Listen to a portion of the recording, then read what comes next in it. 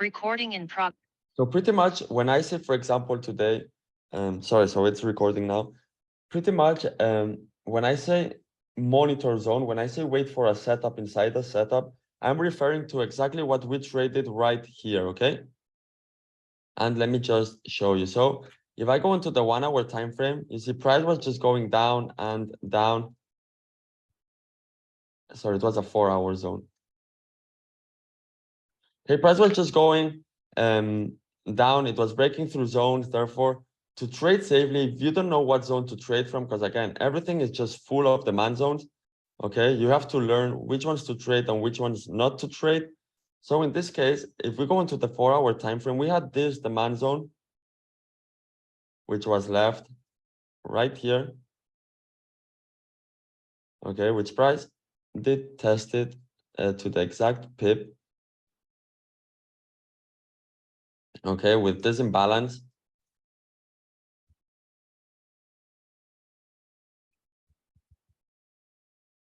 Therefore, we have this demand zone, but how are we going to know if it's worth it to trade this zone or not? Because again, entering a trade right here directly on the zone with what would this be? 150 pips stop loss.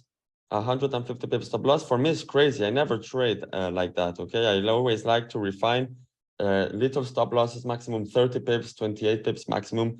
Therefore, when I refer myself to look for setups inside setups, it's essentially what we're going to look at right now. So we have this demand zone, okay, with imbalance. So it's a good demand zone. It looks fresh, but as I'm not going to be placing a trade like this with such a big stop loss, giving so small room for a good risk to reward, we're going to look for a setup inside a setup, okay?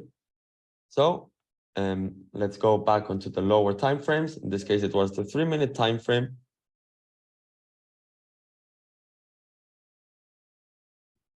And as you can see, price has already tested the zone. So let's break it down. So we have this 4 hour demand zone.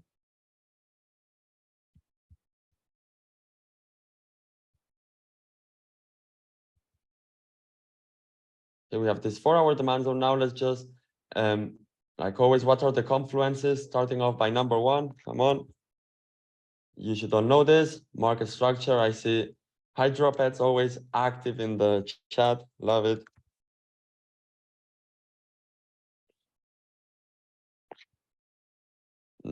Second, Fib, yes, sir.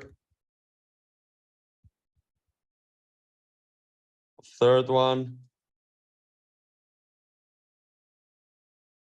Come on, third confluence. S&D, yes, sir. Supply and demand zone. Move. Fourth confluence. Some of you have already named it. The fourth one, well, you have already named it liquidity. Okay, these are the four main confluences. Remember, once we have these 4 confluences, we already have a trade. Now let's look at the extra confluences. The order here doesn't matter. So 6. Point of control, for example.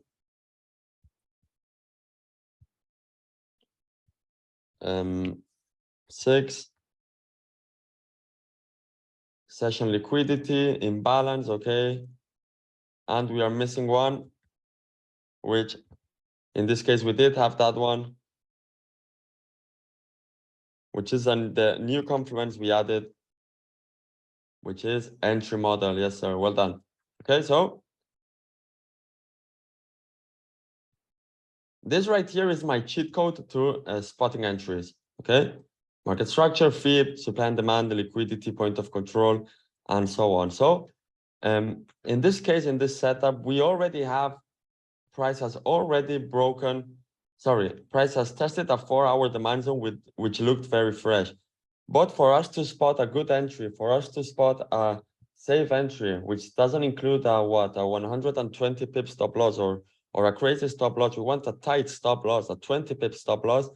I'm going to look for a setup within a setup. So we have this 4 hour demand zone. And now we're going to look for a setup following my confluences on the lower time frames as soon as price tests the demand zone, which is pretty much what I was looking for today on today's setup. So starting off market structure, let's wait some more minutes. Sorry, there we go. Starting off by market structure, we can clearly see how price here created, we could say, a small change of character. In this case, I use this one as the change of character.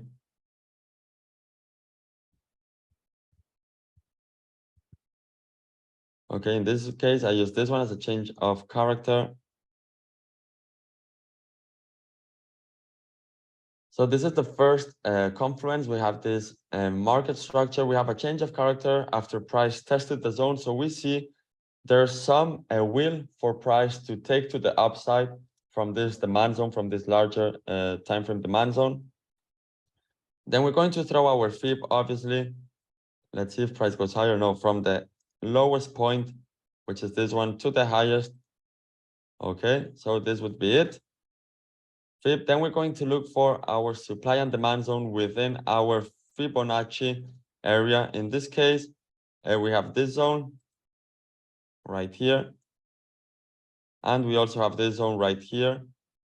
Both of them are valid. I finally ended up taking the zone above. So we have this demand zone right here. Okay. Liquidity. So here we have firstly something which I really like to see in the setups, which is external liquidity, which has already been taken. Okay. We have this external liquidity, which price already took it out. So the people that entered on this first rejection and placed their stop losses right on this low, price has already taken them out. So we have that external liquidity. Then we have the internal liquidity within the setup. Okay, which could be this one. Well, which is this one. Okay, so that's the liquidity. So at this point, okay, after rejecting the 4-hour demand zone, which I'm going to just put this, no, not text. Okay. So in this case, we already have the 4 confluences after price rejects the 4-hour demand zone. So this is why it's a setup within a setup. It's a 4-hour demand zone. That's a 4-hour setup. Then we're looking for a lower time frame setup following the strategy within that demand zone. So in this case, we have these 4 main confluences. Now let's look at the extra confluences. Point of control. Point of control was pretty close. We could say we did have it in this case, because at the end of the day, this is 4 or 5 pips. Okay, so we did have point of control. Then session, we obviously did not have the session liquidity in this setup. Imbalance, let's have a look. We might, no, we don't have any imbalance. We don't have imbalance. And entry model, we do have an entry model, okay, which is trend reversal, I think 1. Okay, trend reversal 1. If you remember, price just goes down, takes out the external liquidity, changes character, creates internal liquidity. Then we look for our demand zone within the fib area. Okay, if you have a look at this, we have this entry model. So this is the external liquidity, which is taken out.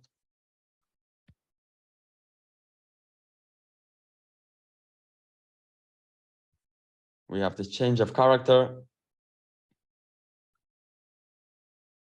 which gets taken out. We have this internal liquidity. Okay, if you look at this, it's exactly what we have right here. External liquidity gets taken out. Price creates a change of character. It creates internal liquidity. Then we look for our demand zone within our Fibonacci interest area. We look for our demand zone within our interest area, which is this one right here. So we do have the entry model trend reversal too. Let's see how it played out. Pretty much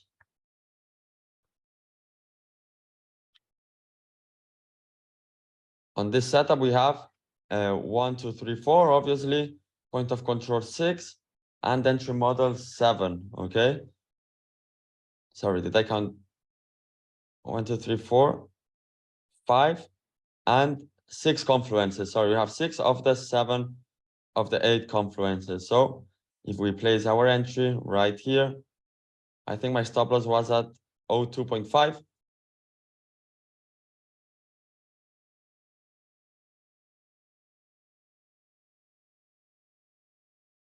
And let's see how this played out.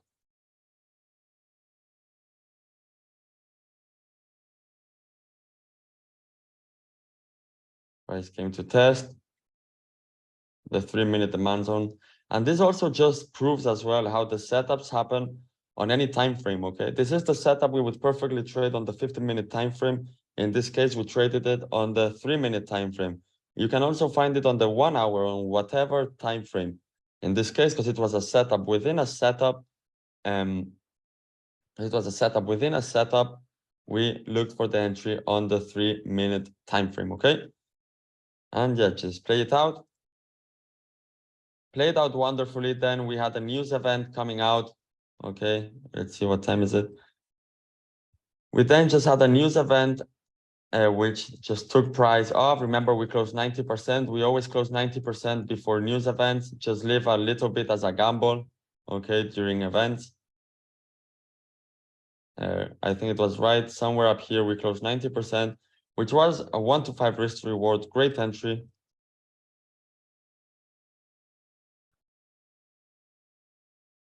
And yeah, this was the news event. Remember, we closed 90% somewhere up here. And price just the news event just took it down. And if you remember in the morning, I said I would like to look for a sell into the demand zone, because I feel like price will take out all of the early buyers from the demand zone. But as we were looking for a lower time frame setup, we already grabbed our 1 to 5 risk to reward. Then price came to take out all of the early buyers from the demand zone. Took out all of the early buyers from the demand zone, everyone that was buying around this area. Obviously, as we also were an early buyer on the 4-hour time frame, but on our time frame, we grabbed a perfect 1 to 5 risk to reward trade. Then price took out all of the early buyers from the demand zone, and then kept on rising. If we go into the 4-hour time frame, you will see how price takes out all of those early buyers from the demand zone, then starts giving the move again. Okay, so pretty much this is the setup we took. This is the approach I had when taking this trade. Is it clear, guys? Is it clear for everyone?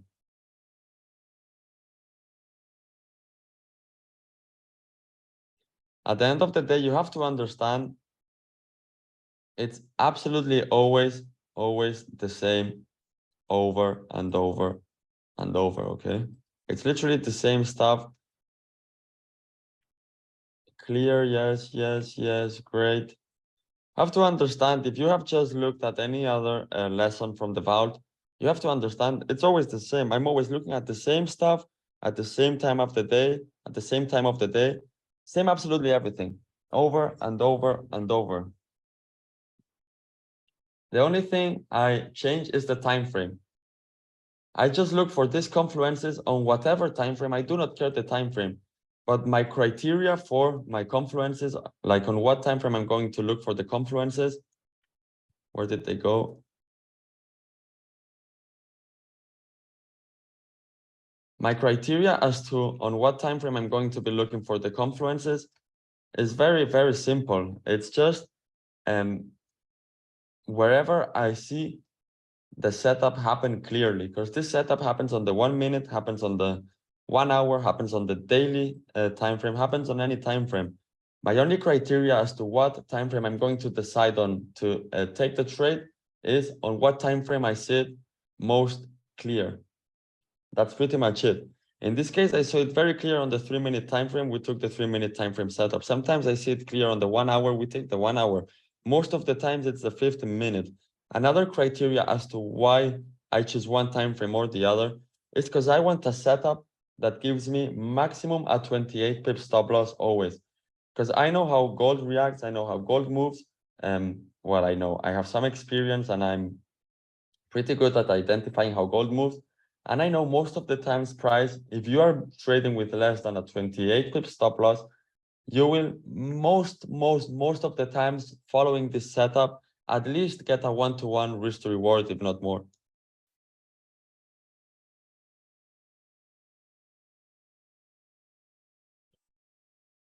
So yeah, today it's bank holiday. I have to sit very clear to take any position, to position myself in the market.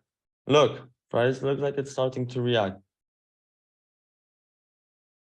But yeah, today's bank holiday. I wanted to be inside during London, early London. Now volume soon will start to just dry out and it will be boring.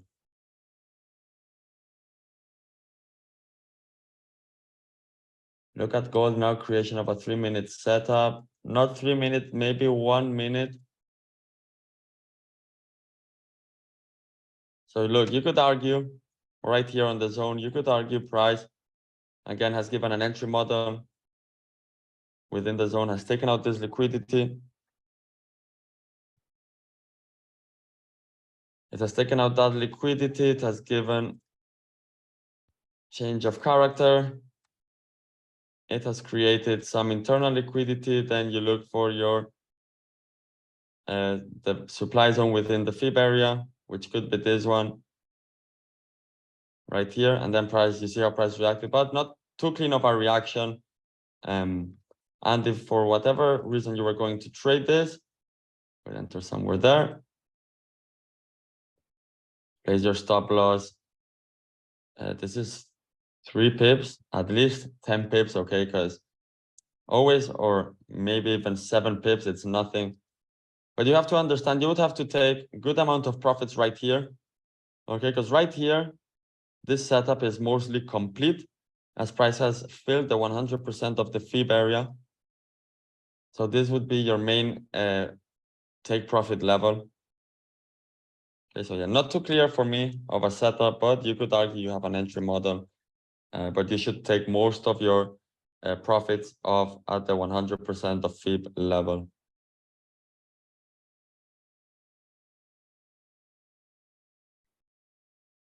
Okay, guys, so do you have any question? Do you have any question? Somebody asked, where are my fib levels? Where are my fib levels? So these are my fib levels. Let me show you. I just look at this level, 0, 100%, and 76.4%. This will give you this right here.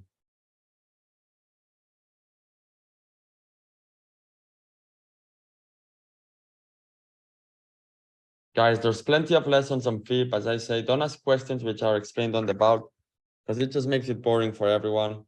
You have plenty of knowledge. You have all of the about FIB, supply and demand, and so on explained everywhere in the bout. Just if you look at any prior lesson, you will get the answers to your questions for sure. So yeah, and again, very important, guys, when I say it's a monitor zone, so this zone right here was a monitor zone, it means we are monitoring, we are waiting for what we just did right here, what we just looked at right here. We are looking for a lower time frame setup within the zone. Okay, we are looking for an entry model within the zone. We are looking for something safe to trade from, because the zone, personally, I don't feel it's that safe to trade aggressive. So we are waiting for a lower time frame setup.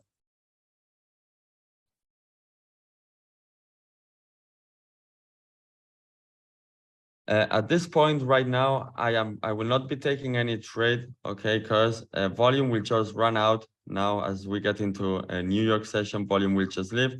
We had some volume during London. We did not get any trade during London. It's okay.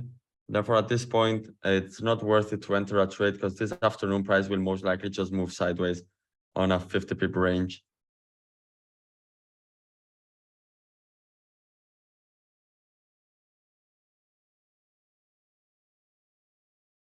Okay, so is it clear, guys? Is it clear? Do you have any question on what I've explained today? Again, everything is explained in the vault. If you just go over the vault lessons, you will get answers to absolutely everything.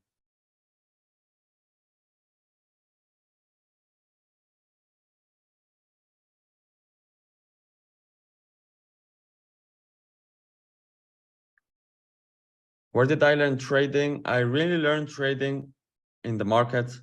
Really learned trading by staring at the charts, by just showing up every single day, mixing supply and demand, mixing liquidity, mixing market structure, adding the fibs, just using the same concepts every day for a long period of time. You just come up with the setups. And anyone would come up with setups if you just dedicate enough hours of screen time on the chart. Anyone will come up with setups. You will just see patterns that repeat themselves. You will just see patterns that repeat themselves the same way I found my strategy just by looking at the charts, by looking at the markets, okay? So yeah, is everything clear, guys? Let me know on the chat.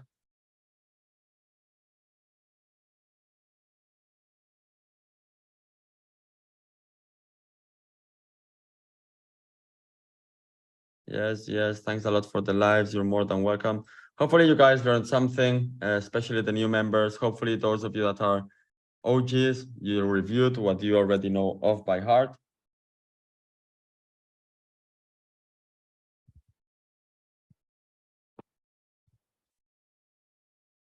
And yeah, you're more than welcome, like always.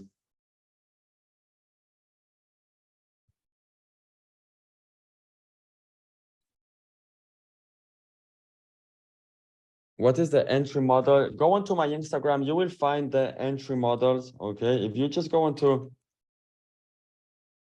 Snipe Trading _, just search that up on Instagram, you will find the entry models. Also, I explained them on the vault. If you scroll up on the vault, you will also find them.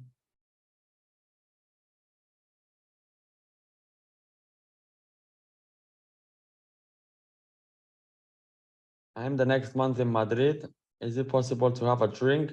I'm in Barcelona, not in Madrid. I'm living in Barcelona.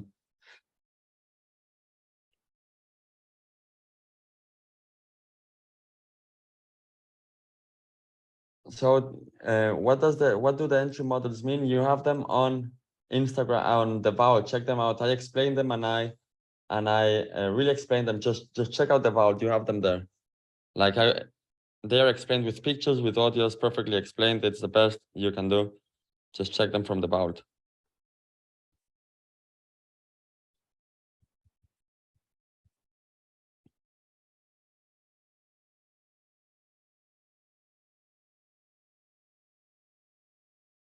So guys, if I take a trade, I will let you know.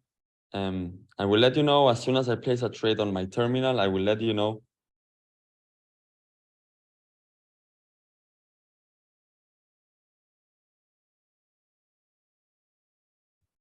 Actually, the good zone right here, price aimed for.